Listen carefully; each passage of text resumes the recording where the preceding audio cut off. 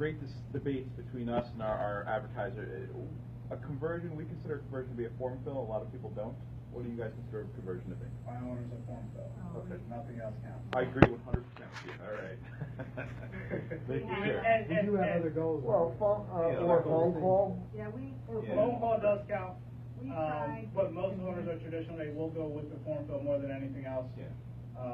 But we do know form fills are becoming declining across the board. In this day and age, we're in the experience and engagement age just in general. It doesn't matter if you're trying to reach out to millennials, Gen Ys.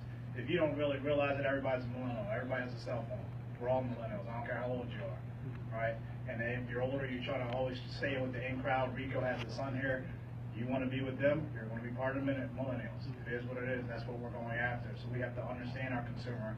And just kind of, for some of us, I'm a millennial, so I can't say I won't agree with them. But for some of us, we have to kind of take back our thinking sometime and really just self-analyze. All right, maybe it's not what I understand, or maybe it's not what I like, but it seems to be what my consumers gearing towards, what they're comfortable with. What I can really say to you as far as the takeaway is just you have to calculate your own return on investment from whatever digital strategy you're utilizing. And as it was pointed out earlier, we can't just say it's from this ad campaign and then it converts to a sale and it stops there. We have to look at everything else in between. If you're not doing that, you're just hurting yourself. And some type of digital ad platforms, we can't just look at them as lead conversion sometimes. Sometimes we are our own advertisement to our consumer. We are our own person who's going to take that top of the funnel and kind of work them down into the bottom of the funnel. I can challenge any of you to go to my website now, and you'll see that my website will actually take you down the road to the sale. And my leads prove that. Because when I can get a lead that comes in at 8 a.m. and they're on the site until about 9:30, 10 o'clock, and I got duplicate leads coming in because they're traveling my website and doing certain things. It's kind of like no different than when somebody comes to your showroom and what you expect, 10 steps to a sale from your salesperson. Well, you got to do the same thing in your digital strategy. We have to walk them down that path that we want them to, while they still feel like they're in control. What percentage of your budget goes to digital versus traditional? As of right now, 25%. And that's increased over the last 2 years. How many calls on average are you getting from that? How many calls on average am I getting just from digital? Yeah. I can tell you, this past February from what we're doing in AdWords, we had 329 calls from the AdWords. For sales or online? The majority of them are sales. Yeah, we really have to go through those calls, but it's for sales. So we're not just sales focused with our ad campaigns, we also have service in there as well. But the majority of the phone calls that we're getting from our AdWords campaigns, they are sales calls, they're not service, they're not just looking for whatever. And I have that tracked at our own dealership, so we do have them separated. My owner is the type of person where he might be much like yourself, sir, where you don't maybe understand all the metrics and all that kind of stuff, because it is a lot going on, so I have a report that reports another report. So, okay, I try to break it down as best as I can. Now, shameless Google question: how many phone calls do you get from the other 75% that's spent traditional media? You can't track it, other than if we use a tracker. Different parts of the funnel. You shouldn't lose your TV. You shouldn't lose your radio. You shouldn't necessarily use your print if that's something that's valuable to you. If anyone ever suggests you go 100% to digital, they're crazy in this industry. Okay, but because we have the reporting, because you have the ability to track it, and because it's where a majority from what we saw this morning of your consumers are making their decisions, why is that not an equitable amount of your budget to the number of people that are using those methods to find your cars? That's a question. It's a rhetorical question. One that, to all the dealership owners, I know that change for anyone from what you've been used to doing, especially if you're doing well, why change? Why, if it's not broke, don't fix it, because it can work better.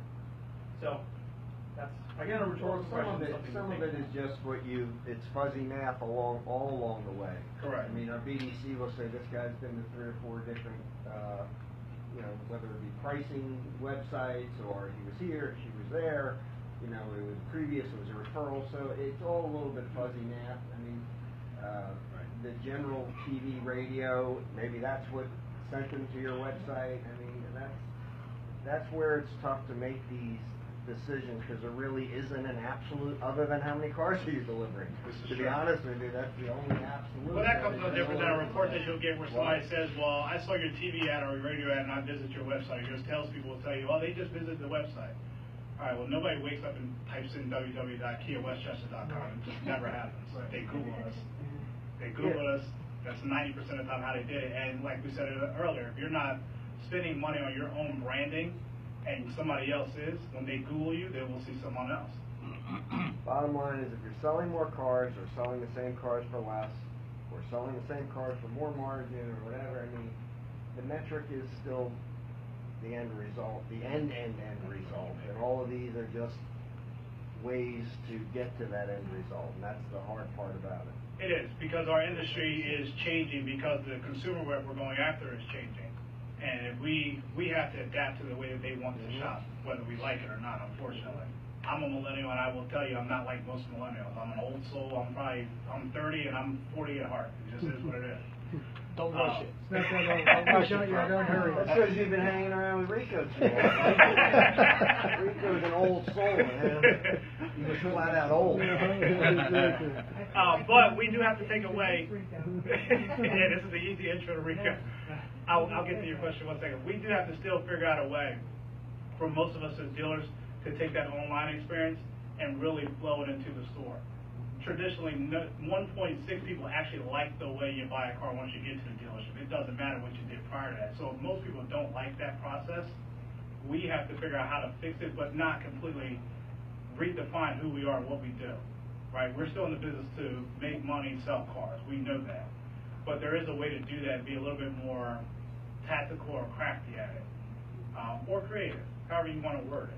There is a way to do that and increase. I've proven that. I've done it on more than one occasion. It can be done. It's a lot of work, but it's a full team effort. It doesn't matter. It's not just BDC. It's not just sales. It's not just management. Everybody has to buy in and be on the same page, and it's a lot. It takes a lot to get there. You know, it's like, again, I think we're in the relationship business, and that's the hard part, is making a digital experience move into a relationship where video is obviously important, getting the salesman engaged, you know, is important. That's the next frontier, is making digital more of the relationship than just a digital platform. 100%. I agree. I'd like to amend that statement as the new frontier, because I think that I own 2 millennials at home. I think I'll own them for the rest of their lives based on how this is going. But you know, what we're looking at is ways to make it simpler for millennials to buy cars. And I'm beta testing an app right now where you can actually do a whole lease right on your cell phone and check your credit and just come in and pick up the car. I mean, Tesla hasn't done so badly, have they? And they have. I live in Connecticut, and they're not even allowed to sell cars in Connecticut. And I live in a nice town, and I see them all over the place, these Teslas. So where are they getting them, and how are they doing it? So I think that an extension to what you said is that cars are going to be bought in a different way. It is a relationship business, 1,000%.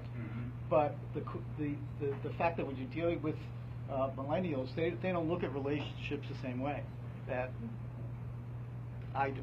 I'm not, again, No, you can't be loyal to a dealership that has an 80% sales turnover. To me, that's the crux of the problem. That's true. Yeah. You know, that's the problem. very true. You know, Yeah. I'm not talking on that. I agree with you on that. You're turned into a transactional buyer Yeah. because the relationship is Right, created. and you're not going to get the next sale. 100%. You know, you want that end market buyer. That's your bottom of the funnel, right? That's who we want right away, as close as possible. That's the person who's going to buy in 0 to 60 days, more than the person who may be that 6-month out shopper, right? And that's what we focus on more. And quite honestly, that's all our salespeople focus on. We know on national, most salespeople only make 2 to 3 phone calls when a new lead comes in. So, you know, after that, they're done with them. So we need that end market buyer. We have to latch on so as quickly as possible. But I'll leave you with the fact that I do agree that, yes, buying cars is still a relationship. It's always going to be that. Numbers don't sell cars. At the end of the day, it really doesn't. People will drive further for a better experience than they will for a price. We all know that. But in every relationship, there's engagement and there's experience. If you don't have a great experience with your mate, there probably won't be an engagement and you won't be married. Rico? Maybe you'll- Wow.